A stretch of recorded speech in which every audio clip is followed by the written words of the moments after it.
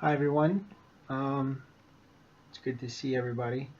I wanted to shoot a video this time around instead of just text, um, just so that you could see how I'm doing, get an idea of what I guess my life's kind of been like for the last few days. I've been meaning to do an update since I think Tuesday when I sent the email out. Of course, a lot of things have gone on this week, and haven't really had a chance, but I've been wanting to do it because I sent that email out and everybody's gotten back to me. Well, a good amount of people have gotten back to me and, had a lot of questions and mostly words of encouragement, prayers, thoughts, um, offers of, what can we do? What do you need help with? And they've all just been um, very touching, very humbling. Um, don't really know how to say thank you. I could never fully say thank you, to be perfectly honest with you. You know, things such as friends coming over just to the hospital, playing board games, family members flying up to help take care of our son, who seems to be growing at a very fast rate, and his appetite is only getting bigger, and his facial features. It's just I haven't been able to see him in 5 days, so it's a little tough. But I'll Skype with Drew, and I get to see him. So it's awesome to have. He's been a big encouragement through this whole process, as far as everyone else, of course.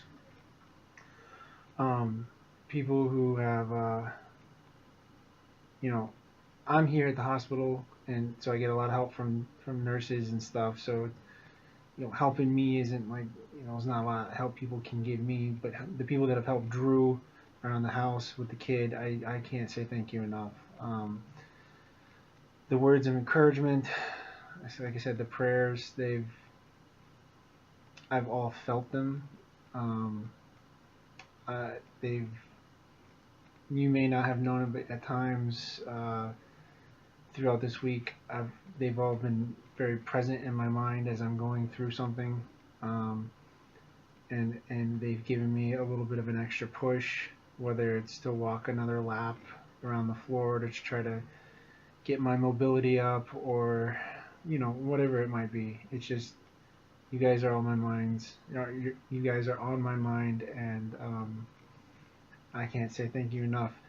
I did, however, want to do the best I could to try to give everybody an update on just how I'm doing, and you know kind of here's what I've done the last couple days.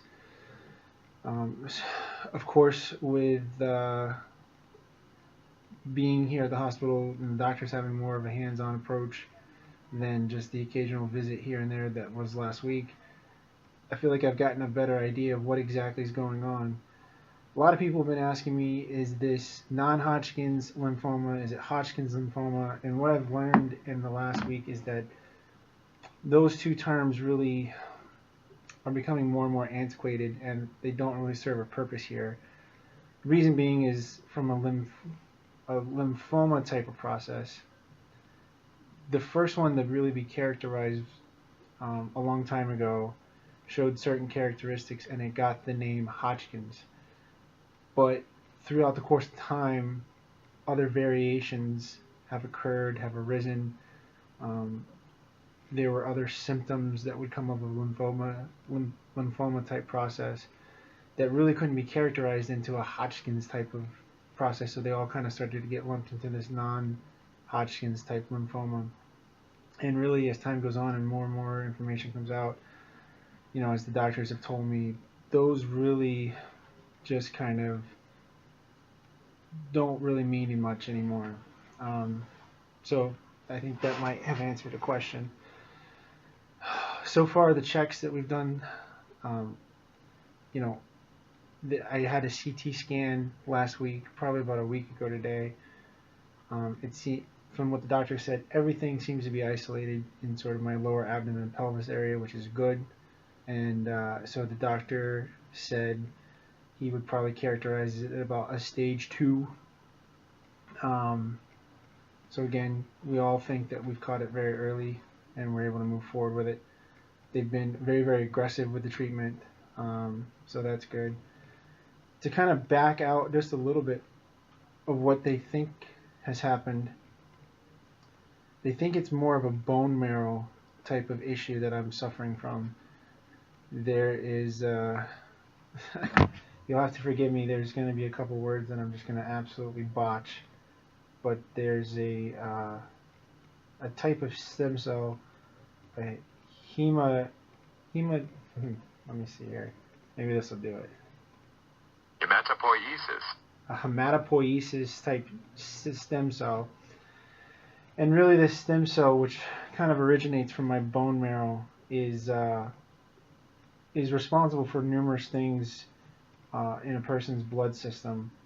They have a myeloid type of procedure that they these are byproducts of the stem cell, and a lymphoid type process that they all produce.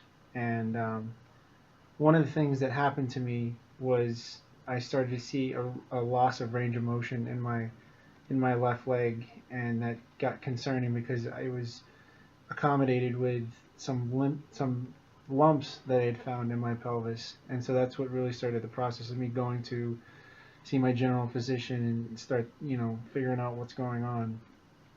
So the first thing that obviously we saw was the swollen lymph nodes. But what really started to trigger that there was something wrong was just before I went in for my biopsy. They did white blood cell counts, and mine were very, very high. And that comes more from the myeloid type process of the stem cell. And if I could give some sort of a picture, I'd like to do a better job of editing and production with the video, but hopefully this will help. The myeloid section, which I don't know if it's going to flip it on the screen, but the myeloid section, what they found was in the myeloblast that I had a very high count of eosinophils in my white blood cell count, and that's what kind of raised concerns. That kind of gave a symptomatic response to possibly something going on in the hematopoiesis stem cell at the very top there. What they think happened is that I had a random mutation, sort of evolutionary type random mutation in my bone cells that they call it FGFR, that really started to overproduce these eosinophils. That in and of itself isn't a problem, but like I said, it's symptomatic that something else could go wrong.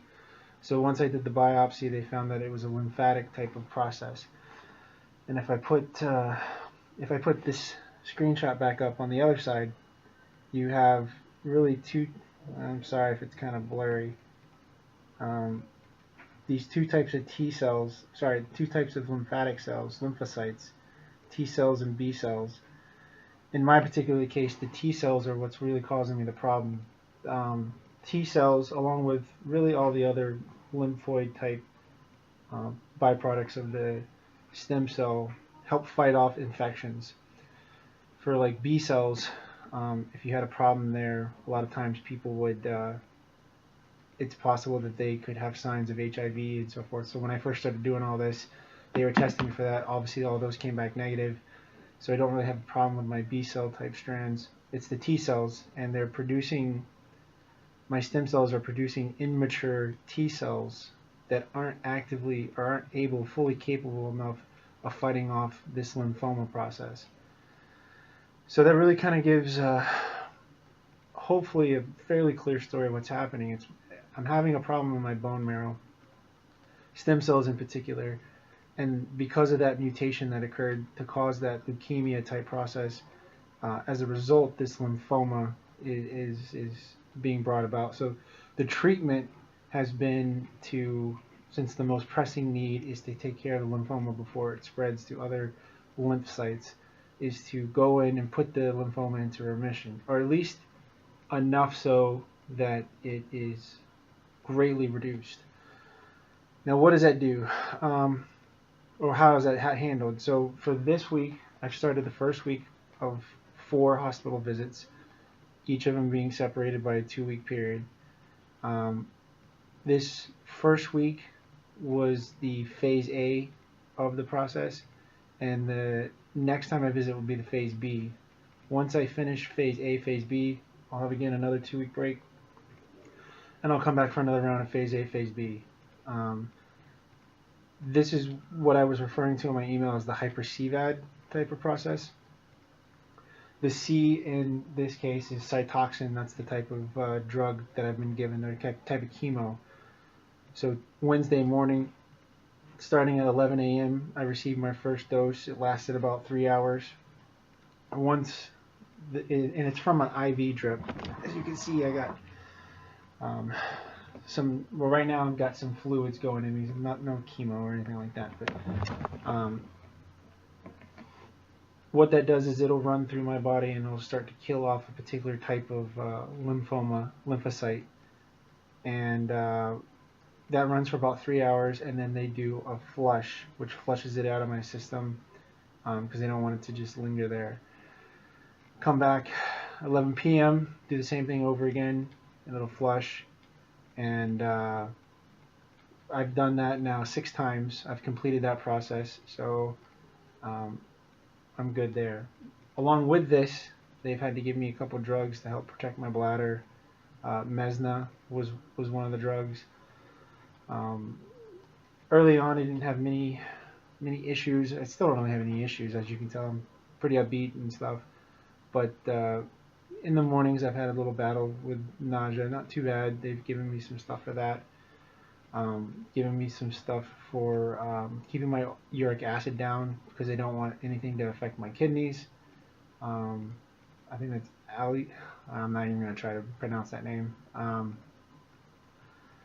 And so now today, thankfully, I can report I'm going to be able to go home today. So I'll have finished that process. The C and the V are what I'm getting this week. The V, I have a note here somewhere. Where is that note? Vincristine is the V that I'm getting today. It's just a shot. And along through this whole process that I've done so far, I've been taking a steroid that also helps kill some of the cancerous type locations in the lymph nodes. And what's nice is some of the areas in my pelvis that were swollen have now started to reduce in size, and a couple of them I don't even really feel anymore. So that's all in just this week. So that's been pretty good. One of the other things I had to do this week. Sorry, this video is kind of getting kind of long, but I wanted to get a good detailed video out to everybody. One of the other things I've had to do is to help protect myself from other forms of cancer is they've been doing what's called an intrathecal, which there's a kind of a fluid barrier between my body, well, everyone's body, and the brain's spine system. That chemo taken through, I have a PICC line that goes from my arm and kind of gives it right to my heart. It protects from the chemo to go through to that spinal fluid, but the cancer is allowed to go there. So they had to inject it directly into the spinal fluid. So I did that this week. It was one day. It wasn't too particularly bad. It made me immobile for probably, I'd say 3 hours, 4 hours. Had to lay on my back, but got through it just fine. I'll be taking boost of Decadrone for the next couple weeks. Doctor said I should expect to get released today, and starting next week have a slight deterioration of white blood cell count, platelets, and energy. So that'll kind of hit a valley late this week, pick back up next week, and by the end of the following week, 15th, 16th, somewhere in there, I should be feeling pretty good again, and that's when we'll start the process for prepping me for phase B of this whole process. Couple of things I just need to be aware of. just gonna have to be very careful in terms of what I eat, what I do in terms of causing my, I have to get an electric shaver so I don't cut myself. Having a low platelets, you don't get to clot very well. But yeah, that's just kind of what I've been going through. And they started to set up this process downstream after all this. Once we get the lymphoma into remission, excuse me.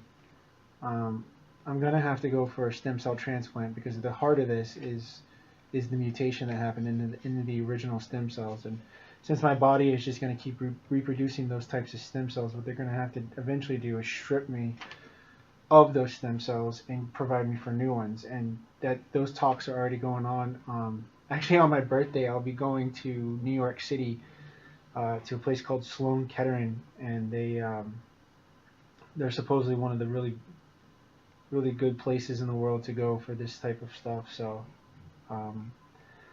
I imagine around March time frame I'll be headed there, and I'll have to stay for anywhere from like 10 to 30 days for this, what they call a grafting procedure, where I'll take the donor's stem cells, they'll graft it into my bone marrow, and then from here on out I will start to produce those stem cells, whomever I got them from, and no longer mine.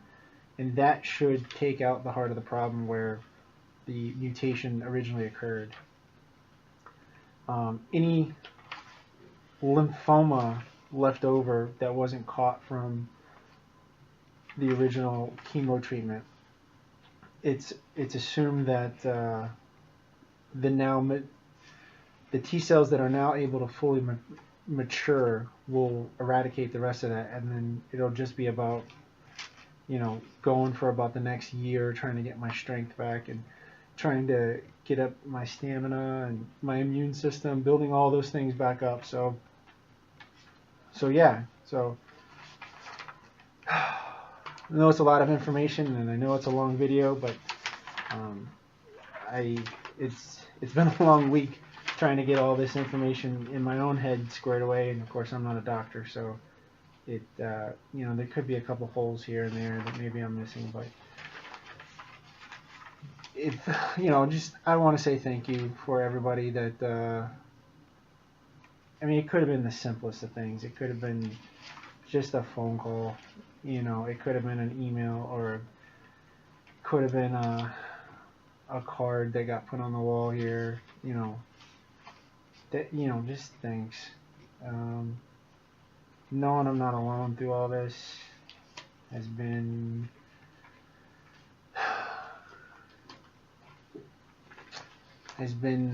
the one thing everybody can provide, because you can't give me chemo, you can't, give me a shot of Decadron, or you can't, there's a lot of things you guys can't do, but just being there for me has been monumental to my health, and I appreciate it. So like I said, good news. I get out today. I get to go home and see my kid, get to give him a big hug, and we'll go from there. But I just want to say thank you.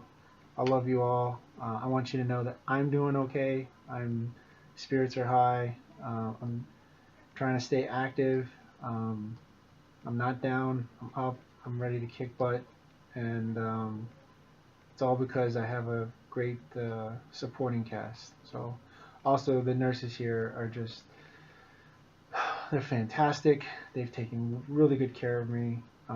They've just been on top of things left and right, and the doctors I have they're the best. So they explain things very, very well to me. So someone put in an email how funny it was that life kind of leads you in directions where you don't know why exactly they're leading you in, and how could you possibly have ever known that having to leave your entire family in Florida and having to move your entire livelihood because of something you thought was going to be long term at the Space Center, or what have you, but it takes you to a place where the best cancer research centers in the world are located, knowing that in just a few short years you're going to have to require all their expertise. And I thought that that was, again, another like uplifting kind of mentality, because when it comes to these sorts of things, certainly there's a physical toll that takes on you, but mentally it's probably just as much. And so it makes sense to me, you know. Everything happens for a reason, I believe. And if I was meant to come to Connecticut, even if that wasn't the only intent, but if I was meant to come to Connecticut because someone was looking out for me and that they knew someday I'd have to go through this, then it makes a lot of sense.